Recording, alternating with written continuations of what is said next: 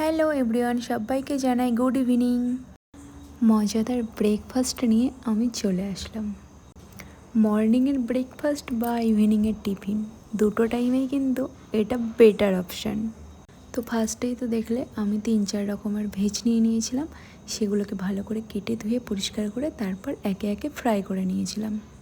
কড়াইতে অল্প পরিমাণ তেল গরম করে তার মধ্যে একটা শুকনো লঙ্কা ও কাঁচা লঙ্কার কুচি 2-3টে অ্যান্ড 1 চামচ মতন সর্ষে, তারপর চিড়েটাকে আগে থেকে ভিজিয়ে রেখে তারপর এই তেলটার মধ্যে অ্যাড করলাম। পরিমাণ মতন লবণ হলুদ অ্যাড করেছিলাম।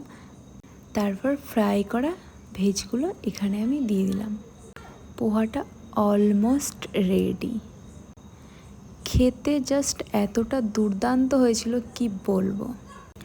আমি অনেক টাইম পোহা ট্রাই করেছি, বাট বিশ্বাস করো এই পোহাটা তুলনায় জাস্ট আমেজিং, দুর্দান্ত খেতে হয়েছিল। কমেন্ট বক্সে তোমরাও জানাও ভিডিওটা কেমন লাগলো।